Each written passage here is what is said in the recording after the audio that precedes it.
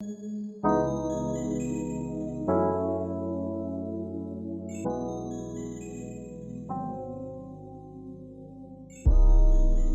back, Howligans. Once again, we are here. I am joined by my co-host, Ryan. This is Joe. We are coming at you for another movie review. This time we reviewed Mr. Nobody. Not to be confused with Nobody that just came out, which is a John Wick clone. This stars Jared Leto and is... I don't even know how to describe this movie. I know you had talked about... Black something. What's that movie you said that's unreviewable? Beyond the Black Rainbow. Beyond the Black Rainbow. I feel like this is that. Like this, I don't know how we're going to talk about this, but it's kind of all over the place. Yeah. I had zero expectations going in because I'd never really heard of it. And then you would said, hey, this is the movie we're going to do. And so I just, all right, let's check it out. It was different compared to a lot of things that we've watched. Like I thought High Rise was out there and The Lighthouse was crazy. This was just on a whole nother level of movie than those. I don't even know what category to put it in. I would say possibly a love story, like an overtime love story, but it's just, it was a lot to digest. Mm-hmm. So you just watched it as well. All right, Ryan, what do you think? What's your take on this flick? I don't like it. And I knew I wouldn't like it. And this probably sounds terrible, but I knew I wouldn't like it as soon as I saw how many countries were involved. Because it mentioned something about Canada, Belgium, and France. And I thought, all right, if there are 3 countries names on this, this is going to be art, which is what it is. It is art as opposed to entertainment. It was not enjoyable. It was not entertaining. It made me, it was not, my fiance made it maybe 30, 40 minutes in. She was like, I can't take this anymore. How much longer is this? And the director's cut that we watched is like 2.5 hours. Oh yeah, it's so long. And she was like, all right, I'm out. And she goes, I'm going to go over here and do something. And I was like, that's fine. I'm going to put in my AirPods and just link them to the TV. And then you don't even have to hear it. She was like, great. And that was the end of it with her. I kind of wish I could have not heard it. She was like, did it improve? And I was like, no, it was bad the whole way through. But yeah, you're right. It's kind of a love story. I mean, this movie's from 2009. Nobody's heard of it. I don't care about spoiling it because it's just bad. And it's kind of upsetting that it's bad because it looks like the budget was really high. Like the quality of it is fantastic. The acting is fantastic. The little kid version of him, the 15-year-old him, the girls, the way that they match them up so they actually kind of look like themselves. They did do that really well. All of it was shot really well. Like it was nice to look at. I was like, I wish this was better because they did it so well, but it just wasn't good. It's a story. I'll boil it down to kind of what he said. By the way, Pigeon Superstition is my new band name. Nice. Because that is a thing. That was the first and only note I took on the movie is during that introduction where they're talking about pigeon behavior and cause and effect. He said he said that phrase, and I was like, well, there's my band name for the movie. That was your only note? That was my only note. The rest of it, I took more notes in this movie than I think any movie that we've done so far. Because there was just so much to it. It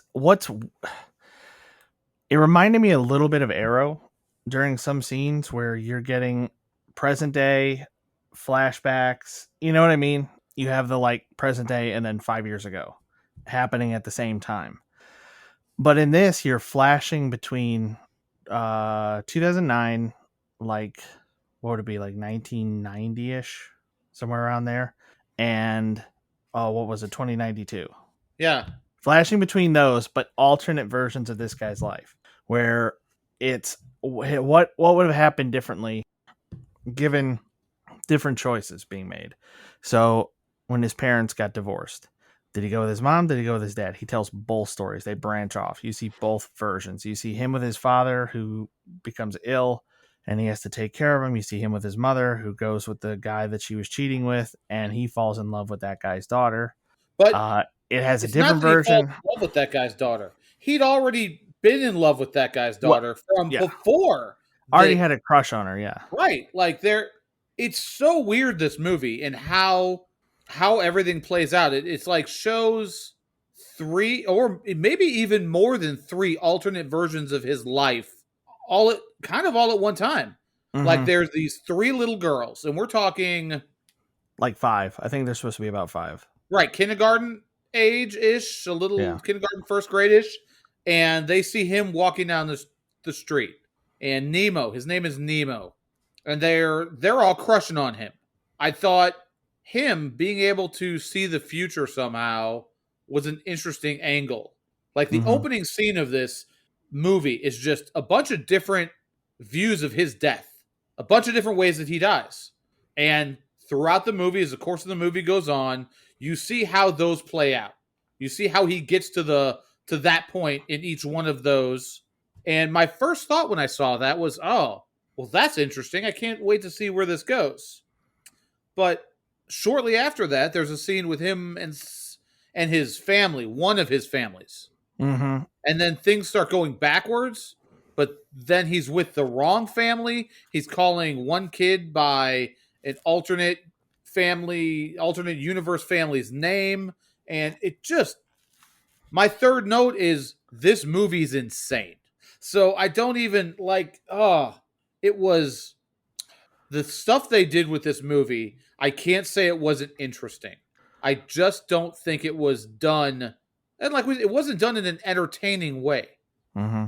Like you talked about how it reminded you of the Arrow thing going from here to 5 years ago. I thought I got more of a Pulp Fiction vibe because they jumped around so much with so many different storylines, but all the storylines were him. It Yeah. wasn't like all the storylines in Pulp Fiction who eventually kind of lead into one another. They were just alternate versions of lives that he could have lived. And it was kind of about, this movie was about decisions and almost the fact that I felt like the moral of this movie is decisions don't matter. That's what it came down to, is it doesn't matter what your decisions are because every decision you make is the right decision. Every decision can make your life beautiful and poignant and amazing, but it just, getting to that point really was a slog. It Yeah. was rough. Yeah, I really like the way it ends, and like you're saying, the point that they make that, there's no wrong life. Or I would argue it's probably hard. You have to deliberately live the wrong life. But it's not one of these things where it's like, well, do I do this? Do I do that? Do I dance with her? Do I dance with her? Do I ride the bike or do I not? They're all these smaller decisions that lead to huge changes in your life. And I think what he says at the very end is, at first I couldn't make a decision because I didn't know what would happen. Then when I knew what would happen, I couldn't make a decision. And I like that a lot. I like that as a message or a moral, which I think technically makes this a fable as opposed to like an entertaining movie. What I don't like is that there's not really a payoff for all these different stories. It is neat to see them, but there are these moments that were really cool and ominous, like the kid pisses his pants and then he knows the future. Like that doesn't come up as an adult. Like it's a weird thing to have. I like that there's some physical consequence to it, but it made me think of was it Dennis Quaid in Christmas Vacation where he's like, every time she fires up the microwave, I piss my pants and forget who I am for for a half hour or so. Like that's what I thought of instantly when that That's so good. But the way he tells that guy, like, it's going to be on a Saturday, you'll be listening to music, like you'll be whistling, a train will appear from your left. Like you see a little flash of that happening to that guy, but it doesn't play into anything. There's no point at which he makes some prediction to somebody else that they know to be true. You know what I mean? Yeah. And they kind of leave it alone. I was hoping for a little bit more of a sci-fi aspect there. And really the only sci-fi thing that comes in is that he lives so long that the world is kind of sci-fi-ish. Yeah, that future world, the 2092 or whatever it was kind of insane. Like somehow humans have gotten to the point where we can regenerate ourselves, Hmm. and so death is obsolete, and they just don't do that anymore. And one other point that somebody had made was he was asking him about his life and, well, what was it like to reproduce the old fashioned way, and because now that sex is obsolete, I wrote that sex will never be obsolete. No, totally There's not. no, I mean, it may be obsolete for procreational reasons, but people like having sex too much for it to just go away. Yeah, I mean, totally. it may turn into a Demolition Man sort of thing. You put on your VR thing and your little cup thing, and then I'll put on my stuff, and you sit over there, and I'll sit over here. I mean, I Oh don't know my where it's god. going to go, but the fact he said sex is obsolete, I'm like, no, it's not. That's not. No, people Maybe like it too much. maybe Demolition Man takes place in the same universe. Maybe it does. That makes some sense. Did we see? We didn't see seashells though. We didn't. We didn't see Three. the bathroom. We did not see the three seashells. Yeah, the world in the future, I almost would have liked to explore that more. It felt a little Hunger Games ish. Like it's just so outlandish and they're creating a spectacle out of this. Yeah. That was kind of interesting. The whole telomere thing is real science. Like telomeres are this structure that have some influence or impact over how long your cells can reproduce and stay healthy instead of breaking down. So there's experiments on lengthening telomeres. That's what I'm assuming that's what they're talking about. Like that's a thing that they know they might be able to do. Okay. But I don't know that it's a thing where it can happen indefinitely. Like they think they might be able to extend a healthy life by a couple years, maybe 10 years. That aside, I was confused by some of the timelines. Like he appears to be roughly the same age every time he's an adult. Yep. But in the one where his wife died, the blonde, what's her name? The blonde one, Elise, I think. Elise. She Yes. died. He spreads her ashes on Mars. He goes to Mars as a tourist and like rides around on a golf cart on Mars and dumps the stuff out. Like I really wanted it to be like that moment at the end of The Big Lebowski where they dump Donnie's ashes out of the Folgers can and it all blows into the guy's faces. I wanted it to go back because it wasn't like a golf cart; it was like a long golf cart for many people. Just he dumps it out, and then they just go back on all the other passengers who were behind him. That's what Like I that. wanted. When you first started saying that, I'm like, you're going to say, I want it to be like it was in Total Recall. He gets out on Mars and then starts choking, and his eyes start bulging out. But no, that's not. Starts making weird Arnold noises. But it made me wonder, like, does this mean? I mean, it's just a silly thing to wonder, given everything else going on in the movie. But like, did something about his decisions there lead us to be more technologically advanced than we would have been otherwise? Because in none of the others did it seem like, in 2009 you could be a space tourist, but for some reason he was in this. I mean, he was also kind of like a Carl Sagan type. Yeah, one of in his that world. lives, he's this professor type, and he's doing these. Like he started out, the pigeon thing was him talking about that, right? That was where they started with it. And there's certain cuts that it goes to, and he's like filming this thing, and it's different clips, and he talks about space and time and the dimensions and how we live. When the Big Bang happened, it's all this really interesting stuff. But how they put everything together.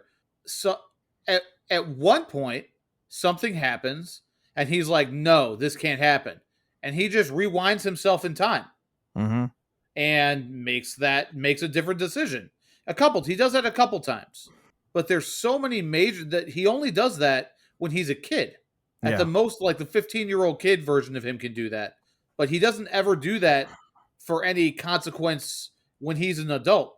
How these three girls, it's Elise, Anna, and Anna being the main out of all of them, the one he's really wants to be with, and then Jean, is the one that he goes to the dance. He's like, "I'm getting married," and his father's like, "Oh, who's the lucky girl?" He's like, "The first one to dance with tonight."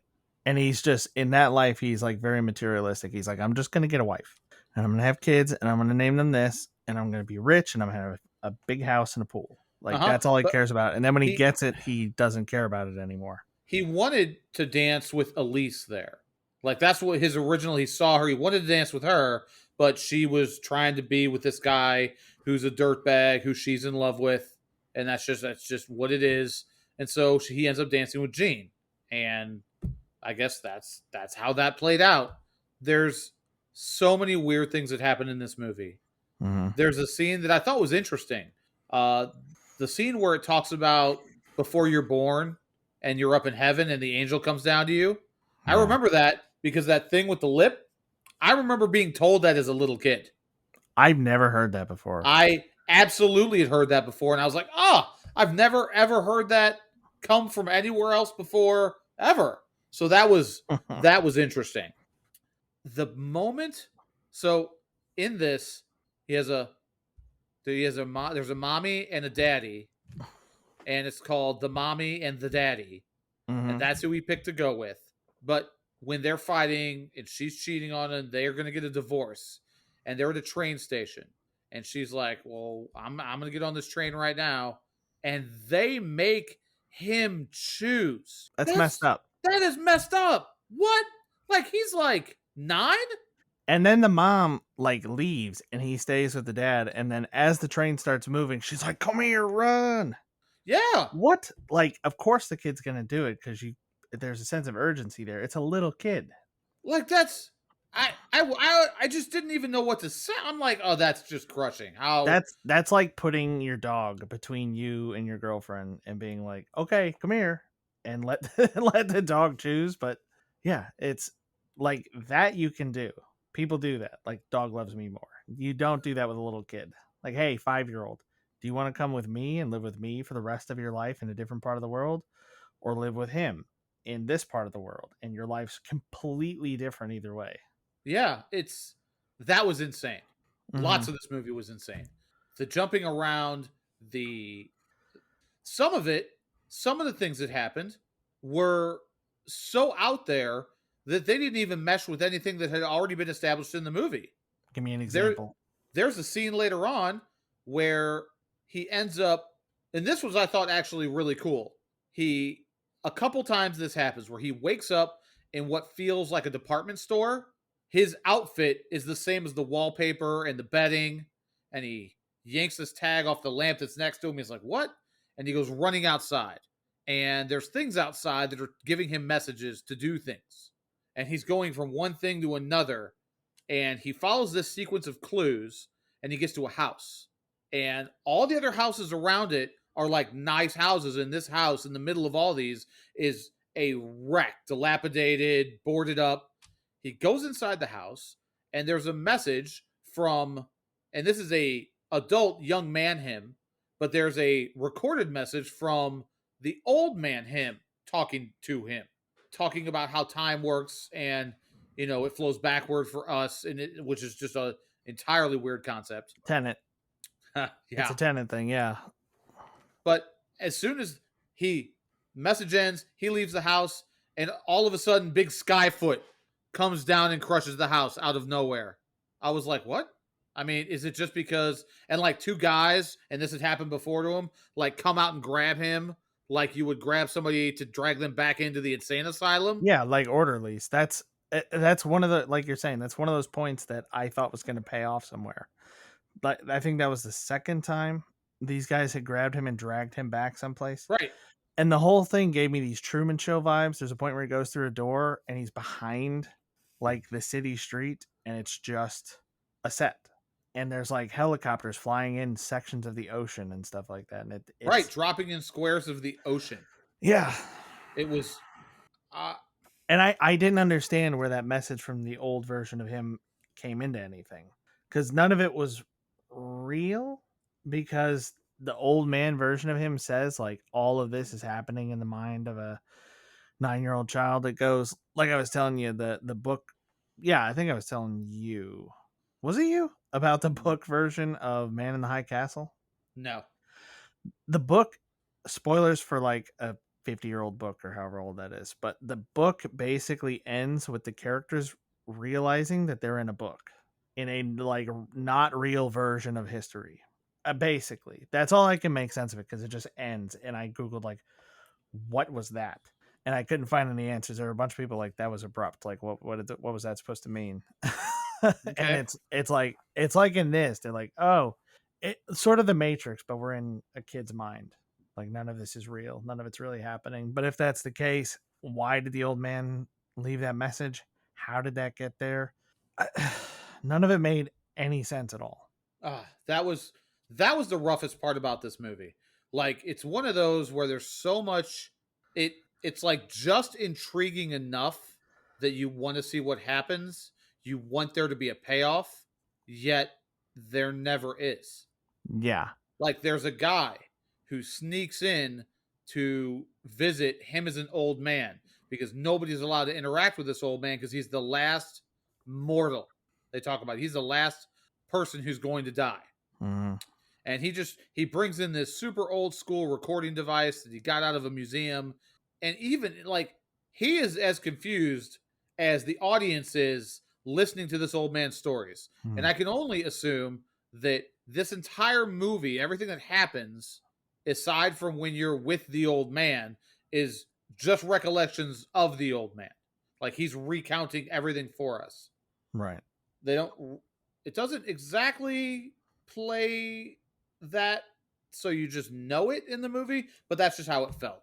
But this guy who's trying to he's a journalist, he's trying to get a story out of the last mortal and what do you really think, and he was just as confused when he finished as we are. And Yeah. Every time they interrupted to go back to the interview, it's that guy being like, that doesn't make any sense. You married Elise, Jean, and Anna, or whatever, or right, you had the Elise died, but she also got depression and left you. Like, And okay, speaking of Elise, when he meets her at that dance the first time, and she talks to whatever that guy is who she's in love with, and I don't know what he says, but she falls down on the floor and starts throwing a seizure slash tantrum yeah, thing. My very first reaction was, "Don't go with the insane chick. hmm, Let that go, dude. Don't do it. You've seen your friends who date the insane. Don't go with the insane chick. He did, and it was the worst of the lives. yeah, Like she yeah, was messed up. yep, yeah. The whole thing is like she's miserable. They have a perfect life, outwardly a perfect life. He's happy with her, happy with the kids, nice house, good job, and for whatever reason, she's just miserable and she does the exact same thing. She runs out of the house in the rain and collapses in exactly the same way and starts screaming on the ground. And the neighbors come out and she's like, I'm still in love with Stefano or Alfonso or whatever his name is from back. And then she Right? winds up cutting his hair. She's staring at a picture of him. He comes in. The only way he looks different is he's got a double chin and bags under his eyes. Yeah, it looks a little older. Yeah.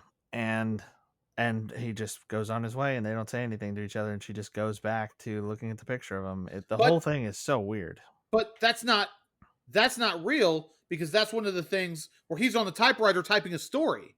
Oh, And okay. something jacks That's up right. during That's that right. scene. Like it, I thought my connection was bad, like it Yes. jacked up. But then it goes back to him with the typewriter, and he like adjusts something, and it goes back into that scene, and it plays out like it plays just fine. And I'm like, what? So part of it is that he's typing a story, and he's the Mars thing. The whole Mars thing was him telling this story. Like when they're in suspended animation and Hmm. they're like strapped up like these, what are they, the frozen, the hibernating frogs. Oh my gosh. Dude, that I forgot about the story thing. Like that he was typing some of it as a story. I completely forgot that because there's so much going on. There's so much. They're recounting I mean, yeah, just so many versions. Like it branches off twice. The mother or the father. Then there's a version with the father where he marries Jean, where he where he marries Elise. And off the one with Jean, there's one where he's sick, and then there's another where he goes off and gets himself killed somehow because he's just like he goes with some other random guy at the airport. He's like, "Are you Mister Whatever?" And he's like, "Yeah, sure, why not?" And he gets killed. And then there's one where and then he gets with Elise and she's depressed, or he gets with Elise and she dies. And then there's a version of the one where he's with Anna, he's married to Anna. I don't even remember how this one happened where he dies. He like hits a bird and the Oh bird my god. explodes Okay. like a paintball on his windshield, which is Right. not what happens. Right. That scene. Like, okay. And he crashes and drowns, and He doesn't crash. He goes flying like Dukes of Hazard style off the road into the water. But then all of a sudden, as your car's going down into the water, you can't open your door. Or, I mean, I understand with, it's not an old school car, so there's no manual windows, but you can't open your door. no, I have heard that is real. Like the water pressure on the outside would be so great. Like that's why they have to break your window if they're trying to rescue somebody from a car that's sinking. Right. But it's only like that until there's enough water inside the car, too. Yeah, you have Then to once let the it. inside of the car is full, you can open your door. So you have to wait for that, hold your breath, get out. It Oh, you know what? That's true. You're right because the car was totally full of water when he was trying to totally open it. full. Like it was almost immediately full of water. Mm-hmm. Unlike when he was typing the story and then somebody asked him about, oh, I thought you drowned. And all of a sudden that room starts filling with water as he's trying to type this story. It was, oh my God, this freaking movie. It like gives me a headache trying to think about what it meant, what was going on when he was acting as the professor and he's doing these little clips. As I said, those are interesting, but why? Why is that in the what purpose does that serve except to expunge information to the audience? Yeah, it would have been better to. I mean, I like those a little bit actually. Just talking about the nature of time and reality and space and all that stuff. It's the bits with like the message to the younger self and time going backwards and all these things, and the old man is remembering stuff that happened in a book he wrote where Anna said time will go backwards or something at a certain point and he has to survive to that time, but then it reveals either at the end that he is still a little kid deciding which parent to go with, or time is now moving backwards somehow. I don't understand which it's supposed to be. I don't understand what the payoff with all these stories was. And I don't know, like, just why these little things are sprinkled in there.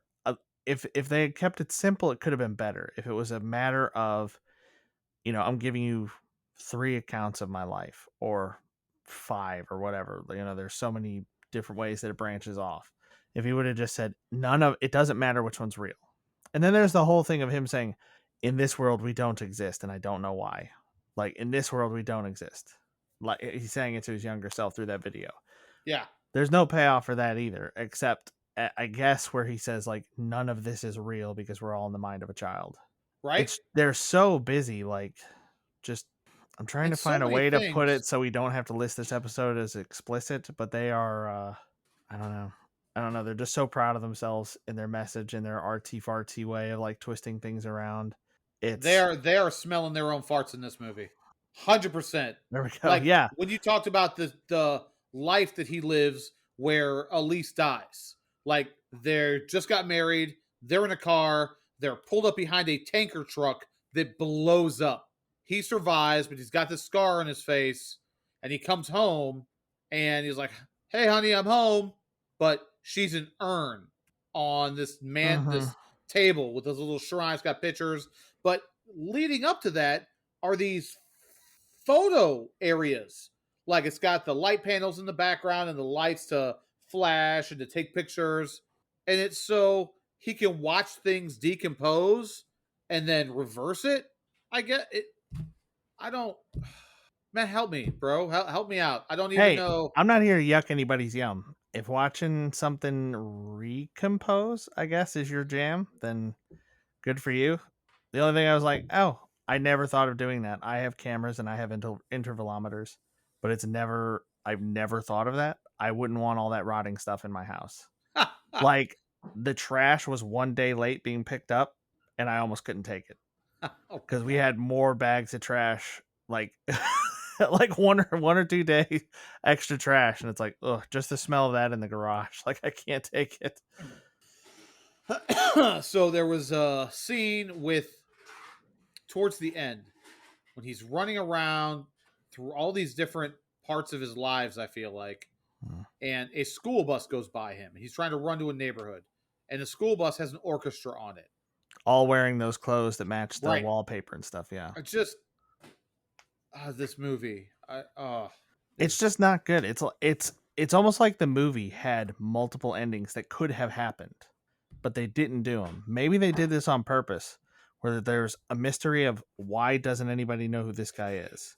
You know, uh, why was that message left? What happens when time goes backward? All these different, is this just in a kid's imagination? And all the whole movie's just been this kid thinking out his life. They didn't end in a particularly conclusive way, but it's like they had plans for different endings that they were switching as they went on, and they just decided to leave them all in.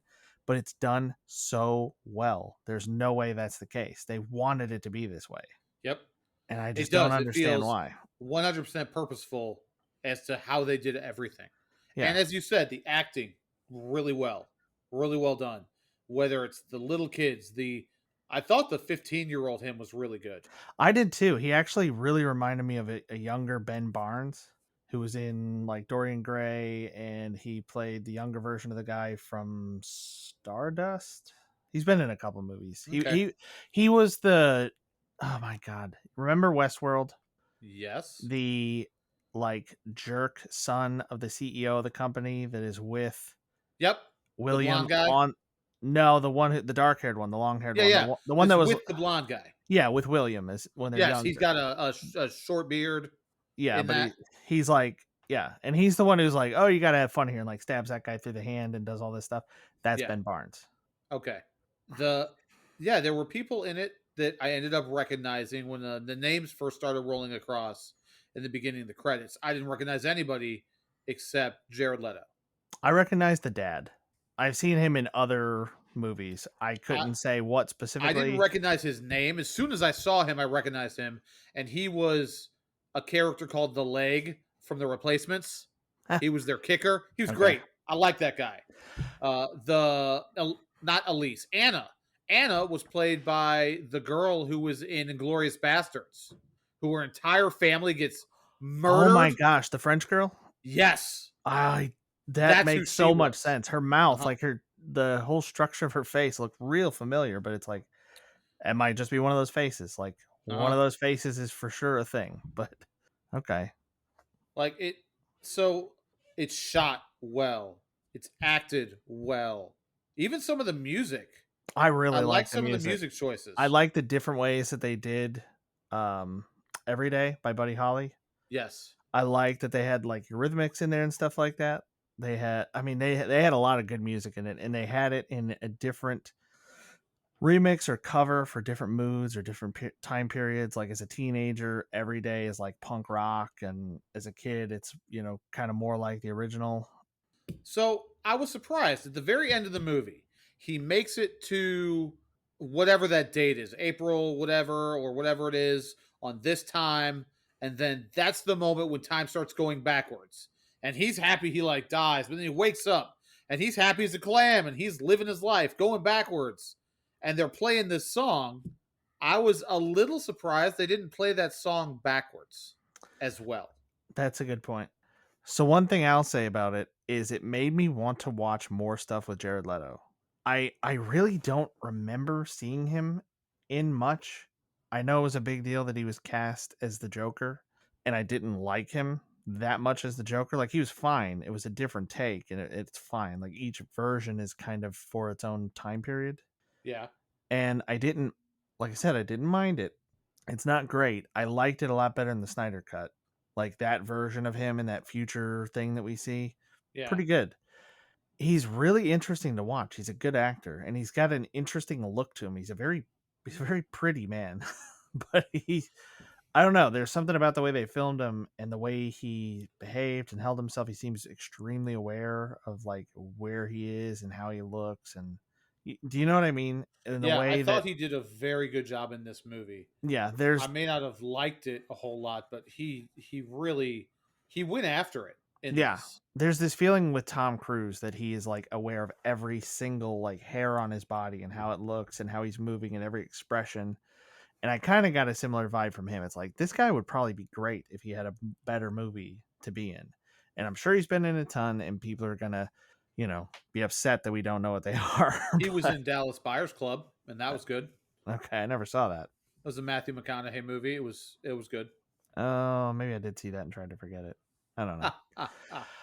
But still, I was like, I would like to see these actors in a different thing. I would like to see this movie as something that made sense, something that tied up in a cohesive way.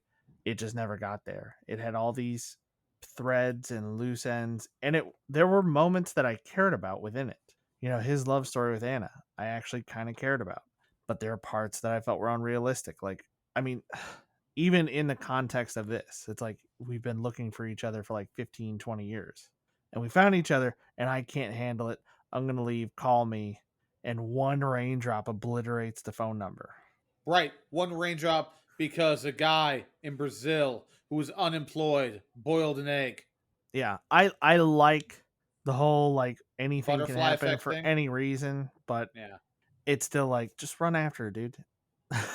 Or put it away. I used to write with fountain pens because I am weird. And I know that they get smudged really quickly, which is why I was always very careful with them. Like if I was writing a paper for school or something with one of those, don't get any water on it, but it doesn't obliterate it with one drop. It And was a really big drop. it was a big drop. There's just so much that's like they go so far out of their way to make it as like tragic and like look at me and as possible. But a lot of the scenes were really, I don't know, really good. Like I like the one where he and Anna are in bed and they're under the covers looking at each other under the covers, and it's adult Jared Leto, child Anna, child Jared Leto, adult Anna, or Nemo, Yeah. I should be They saying. yes, they did some very interesting things like that. The what the director did, some of those type of decisions. Mm-hmm. As I said, there was just enough in this movie to intrigue you, to make you want to see what happens. Are they going to get together, or like is it which life is going to be the life? And then you end up coming to the conclusion was none of this was real. We don't exist. Everybody was a figment of a little kid's imagination Mm. who kind of like the kid snapped because he has to choose between dad and mom in this super gut wrenching scene where how does a kid make that choice? And then at one point, train goes by. He's not with his mom. He's not with his dad, and he turns and just runs down this road. Mm-hmm. Like he makes that decision. There was a line. I wrote down a line in this movie that I liked. It was when he was talking to Elise, and she's was having one of her breakdown moments, and she says, "You'll all drown if you stay with me." And he responds, "Well, then we'll learn to swim." Mm-hmm. I liked Yeah. it. Like there are some good lines, some clever things that happen.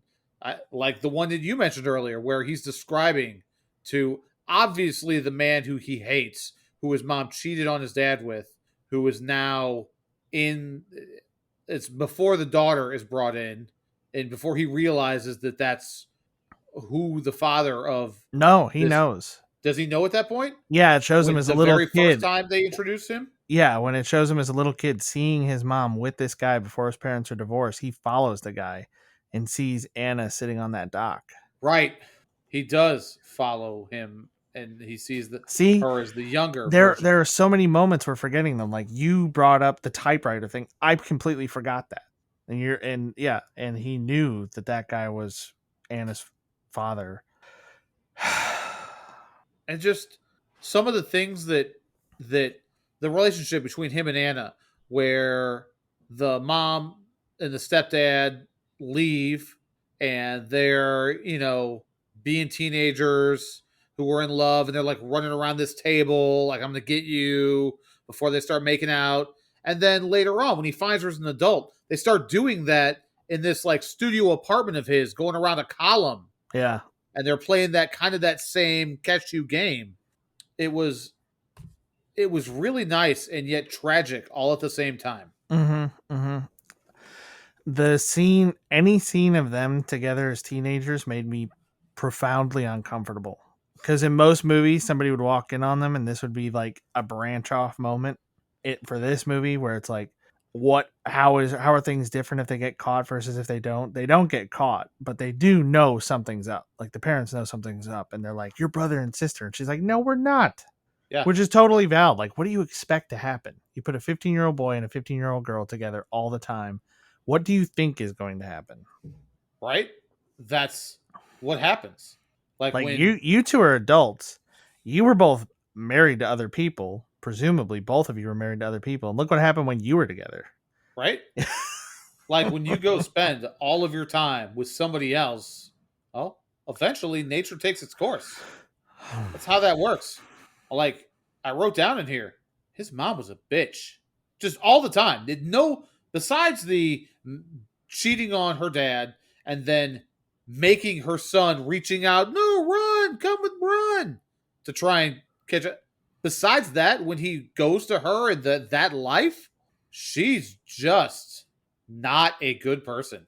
I don't like her at any point Mm-mm. in this. Maybe in the very beginning when she was brand new mom, she was just okay, I guess. But that her as a character was terrible. And his dad, we assume something happened. Maybe he got sick. Maybe he just shut down because he was depressed over what happened. You don't know. Yeah. Nothing about that is ever explained. But he does seem proud of his son. He Like he does. seems to love his son. He's like, Right. even when he's confused, he's like, "You look like my son." He's like, "I am your son." He's like, "No, my son's taller than you." He's like, I got this like hint of pride off of it. Like, nah, my Uh, son's taller. there. So Halligan's, this movie is a roller coaster of insanity. Mm-hmm. It's unlike anything we have ever tried to review before. So this review has probably been all over the place. It's even There, a little bit aware of itself too, because there's a moment, like I said, it said the French Canadians and Belgium. Belgium were involved. I didn't look at all the credits or who all was involved, but I saw these countries mentioned. I saw these different like companies mentioned. They're from all these different places, and some of the credits were in French, and they made fun of that a little bit. They're like, most of life is like a French movie. Nothing happens. That's okay. I didn't. I hadn't paid attention enough in the credits and the things to know that, but they did. That's a that's a good call. Well noticed. I don't. This makes me want to not let you pick another movie. You picked a couple stinkers in a row, I think. Absolutely. But So they that's weren't like this though. This one was work. I make this joke with my fiance that it's like, well, I gotta go watch a movie. And she'll be like, but we have to do whatever. And I'm like, this is for work. It's because it is. It's for technically. it's for this. I But mean, this time it was like I told her, I was like, this one felt like work. And she was like, good. it did. No, it did. I'm glad you are felt so it. right. Oh my gosh, Kim, if you're listening to this, this was entirely work. It was work for both of us. Oh my He god. made me work for this one. I don't even. Oh gosh, it was Terrible. it was so hard to get through. So obviously, don't watch. I think it's available to rent some places. You can watch it on like Plex or Crackle or Tubi or some of those free Don't ones. watch it If on you watch it Crackle. with Don't watch ads, it. Don't do that. both of It us was rented it. terrible. I rented it Yeah, through Apple Movies or iTunes or whatever they call it now, I rented it through YouTube. and it's $4. I wish I could get back. I only paid $3. I almost considered buying it because the buy price was like $12.99, and I was like, what if I like it? I might want to own it. My buy price for standard definition was $5. Yeah, this one. I mean, this was high $6. It def, was $5.99. but oh I'm my so god, glad I did. I'm so glad I didn't. Oh man, it's terrible. Just avoid it. I mean, if you like artsy fartsy stuff, you probably don't listen to us or you don't take anything we say seriously. Like I just don't know who this is for. I don't know who like wants to go through it. I know it has meaning. Like we This is get for my brother. My brother would have liked this movie. He would probably have raved about it. He was an art student. mm, Like he mastered in art at Washington University. He probably would have loved this movie. I really wish he was around so I could be like, "Hey, watch this. Tell me what you think of it." But you have to be a very particular type of person to get enjoyment out of this movie. I guess maybe I just don't get art because I don't understand what the appeal of it is in this case. Like I don't know why you'd want to experience this for so long. I don't know. I get it as expressions of a certain feeling or, way of communicating something that's difficult to put into words, but I don't understand what the point of putting yourself through an experience like this would be. I mean, the end message is pretty good, like don't worry about the little decisions, like your life will turn out well anyway. I just don't like all the artsy fartsy stuff that makes it an unpleasant experience overall. They could have done a lot of it in a very similar way, but had it end in a way that was satisfying and made you feel like you didn't just waste 2.5 hours. I mean, but who knows? And maybe art is devolving because, like, at uh, the SIUE campus here, I was driving through there a while ago. I was passing through that part of town, and that road's just a quicker cut to where I was trying to get to. And there used to be these art installations. It was kind of neat. You would drive near the campus and you'd be able to see some of them. And I remember one that was sitting in this particular spot for a long time was a car. It's like a Ford Escort or something, and there was a chrome woman posed on it, like you would see a model posed on a car. And I kind of Okay. thought, like, okay. I mean, what it made me think of was kind of a flashy consumerist style. Like it's probably mocking that a little bit. What is standing there now is like a 12-foot tall T-bone steak. Why? I don't know. Does it mean anything? Not to me. It's a giant T-bone steak. I mean, did Texas Roadhouse pay to put that up or something? That's probably an indictment of red meat eaters. Like, who knows? But it's like the car thing I could kind of get. A lot of the stuff that they used to do I could kind of get. Like there was a giant sort of like a giant iPhone, like a 15-foot tall, like shattered iPhone or something that was like, to me, was like, break free of this thing that is a monolith in your life, like the way technology and media controls you. Like that's, and maybe my interpretation's wrong. Maybe sometimes I look into stuff and I shouldn't. Like Jackson Pollock, maybe he was like, yeah, there's no meaning to this. I just splatter paint and I throw my cigarette butts on the canvas and people pay me for it. Like, this is amazing. Why wouldn't I do this? There's no meaning, you know? Yeah, I got when I visited my brother in Germany, he took us to an art show in a castle. And being in the castle thing, that was really cool. But the art show he took us to, I even just told him, like, dude, this isn't art.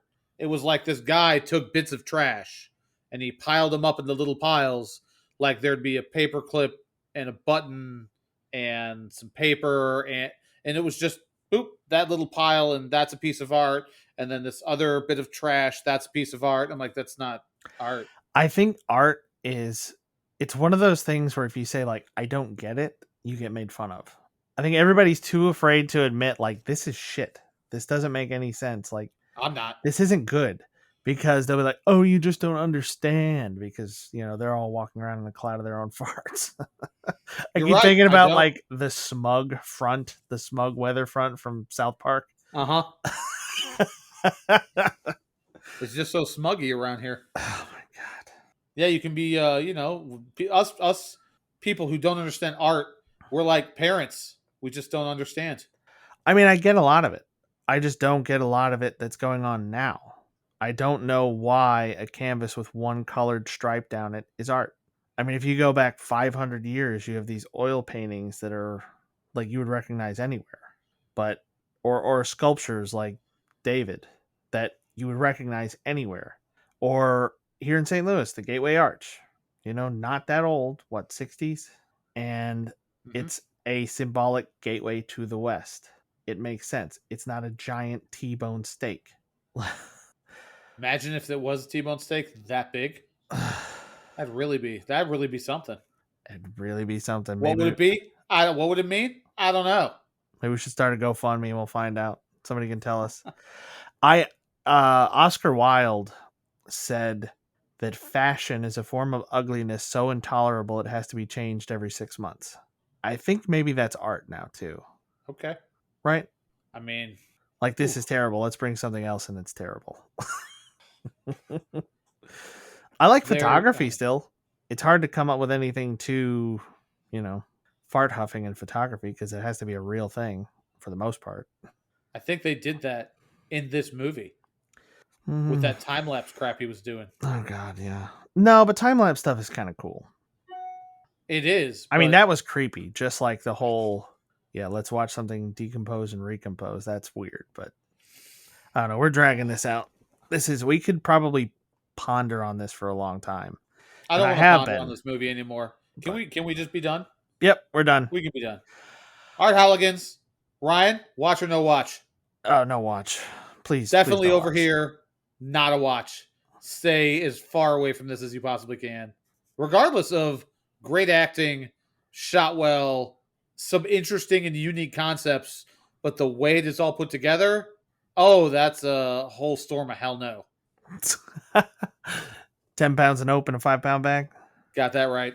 Yeah, it's kind of like all right, another little story.